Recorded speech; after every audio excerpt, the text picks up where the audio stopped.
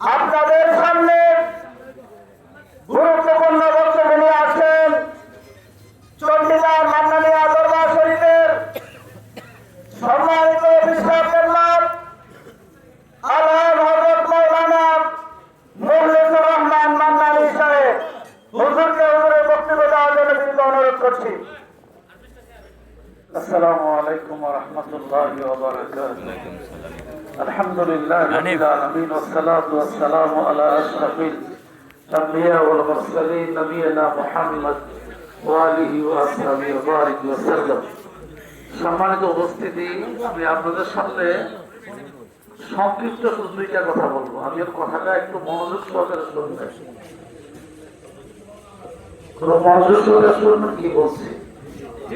আমাদের প্রিয় নবী মুহাম্মদ রাসূলুল্লাহ সাল্লাল্লাহু আলাইহি ওয়াসাল্লাম পৃথিবীতে আগমন করেছিলেন 12ই রবিউল আউয়াল 570 খ্রিস্টাব্দে সোমবার দিন শুরু সাদেকের সময়। ঠিক কিনা ধরে এই বিষয়টা আমরা ক্লিয়ার জানি। কথা কোন ঠিক কি আমরা বিষয়টা আমরা ক্লিয়ার জানি। যেহেতু বিষয়টা ক্লিয়ার জানি, এই উপলক্ষে শুধু দুইটা কথা বলি, আমি আমার কথা শেষ করবো। আমি কাউকে কষ্ট দেব না। নবীজি পৃথিবীতে আগমন করার 3 দিন আগে 9ই রবিউল আউয়াল, জোরে করে কত তারিখ? 9। খেয়াল রেখে ঘটনা অনেক লম্বা, শুধুমাত্র এই লম্বা ঘটনা থেকে দুইটা কথা বলবো। 9ই রবিউল আউয়াল মাগরিব নামাজের পর, মানে যখন 10 তারিখ হয়ে যায়, মাগরিবের পরে কি হয়? তারিখের পরিবর্তন হয়। আরবি তারিখের পরিবর্তন মাগরিবের পরে। 9ই রবিউল আউয়াল দিবাগত রাত মাগরিব নামাজের পরে আমাদের প্রিয় নবীর আম্মা জান আমেনা রাদিয়াল্লাহু তাআলা আনহা হঠাৎ করে ওনার পানির পিপাসা লাগছে। উনি চিন্তা করলেন, আমি যদি ঘর থেকে বের হয়ে নিজ দিকে যাই তাহলে ওইখানে জমজম কুয়া আছে, কিন্তু ওইখানে মানুষ বেশি। উনি ওই লজ্জাবোধ চিন্তা করে উনি ওই পানি পিপাসার জন্য ওইদিকে যায় নাই। তখন নবীজি মায়ের গর্ভে না বাহিরে? সুবহানাল্লাহ। আরো বলে বলুন। তখন নবীজি মায়ের গর্ভে 2 দিন পরে আসবেন। হঠাৎ করে উনি তাকিয়ে দেখলেন যে উপরে একটা ঘর দেখা যায় সুন্দর। তো নবীজির আম্মা আমেনা রাদিয়াল্লাহু তাআলা আনহা উনি আস্তে করে ঘরটার কাছে গেলেন। যা দেখলেন যে ঘরের দরজা বন্ধ, জ্বালানো বন্ধ। চিন্তা করলো যে অনেক আশা করে আসলাম পানির পিপাসায়, পানি পাবো বলে, দরজা বন্ধ, জ্বালানো বন্ধ, ডাকি কারে?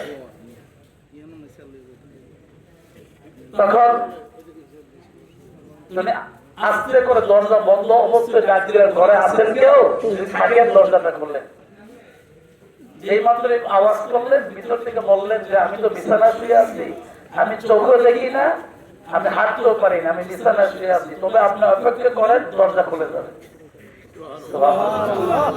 খুব খেয়াল করেন, আমি কিন্তু গুরুত্বপূর্ণ কথা বলছি।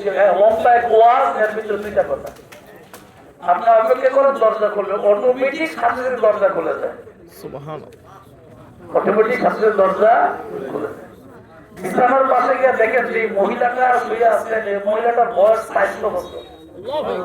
কত বছর? 400 বছর। খুব খেয়াল করেন কথা, 400 বছর। উনি বিছানার পাশে গিয়ে যখন বসলেন, আমাদের নবীজির আম্মা যখন বসলেন, বসার সাথে সাথেই অন্ধ মহিলাকে নবীজির আম্মা প্রশ্ন করছেন, আমি যে আমেনা, এটা বুঝলেন কেমন? আমি যে দরজার সামনে, আমার নাম আমেনা, আমি নবীর মা, আমার গর্ভে নবী আছেন, এটা আপনি বুঝলেন কেমন করে? তখন 400 বছরের অন্ধ মহিলাটা, যে চোখে দেখে না বয়সের কারণে, হাঁটতে পারে না বয়সের কারণে, এই অন্ধ মহিলা বলছে যে আমেনা গো, আল্লাহর কসম, আমি তোমার শরীর থেকে আখিরি পয়গাম্বরের ঘ্রাণ পাইতেছি। সুবহানাল্লাহ। আল্লাহু আকবার। 1 নাম্বার 2, খুব খেয়াল, আমার কথা শেষ। নাম্বার 2, উনি বললেন যে আমি তো মানে অনার্থক আসি নাই, আমি পানির পিপাসা, পানি তালাশ করার জন্য আসছি, একটু মেহরবানি করে আমাকে একটু পানি দিবেন। তো অন্ধ মহিলা বলতেছে, আমি তো চোখে দেখি না, উঠতেও পারি না, হাঁটতেও পারি না, তো আমার বিছানার পাশে একটা কলস আছে, ওইখানে গ্লাস আছে, আপনি মেহরবানি করে ওই গ্লাস দিয়ে কলস থেকে পানি পান করেন।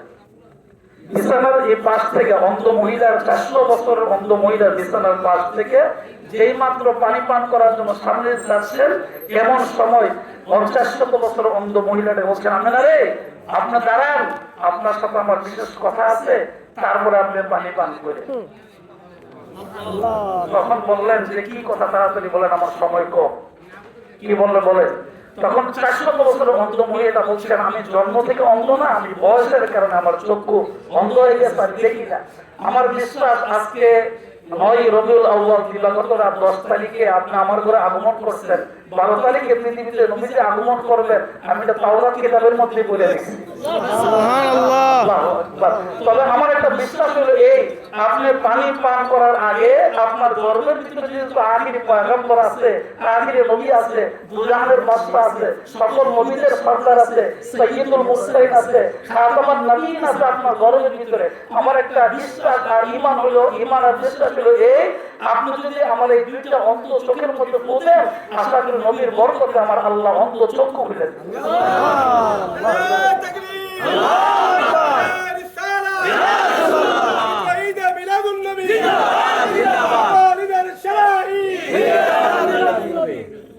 আমি কিন্তু ওয়াজ করতে আসি না, আমি শুধু বলছি কথাটা এই জন্য যে নবীজি পৃথিবীতে আগমন করে নাই মায়ের গর্ভের ভিতরে।